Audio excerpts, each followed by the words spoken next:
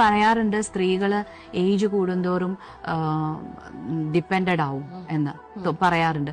പക്ഷെ ആക്ച്വലി സ്ത്രീകൾ വളരെ ഇൻഡിപെൻഡന്റ് ആവും ഇമോഷണലി.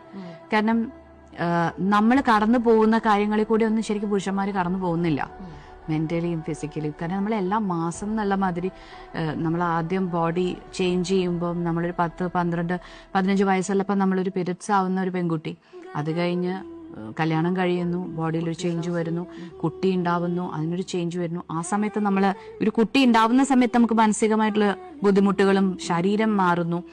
ഇതുകൂടാതെ കുട്ടിക്ക് പാല് കൊടുക്കുന്നു.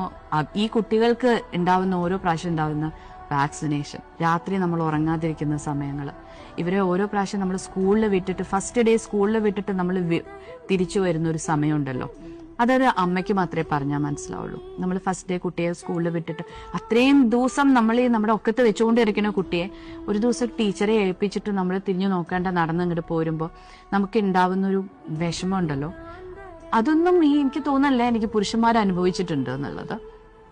അവരൊക്കെ ആ സമയത്ത് വളരെ ബിസി ആയിരിക്കും, ജോലിയിൽ വളരെ ബിസി ആയിരിക്കും. പിന്നെ മാത്രമല്ല അവരൊരു മാസ്കുലിൻ എനർജിയിലാണ് അവർ നിൽക്കുന്നത്. ഒരു മാസ്കുലിനിറ്റി എന്ന് പറയുന്നത് അതാണ്, ഒരു പ്രാക്ടിക്കൽ ആയിരിക്കും.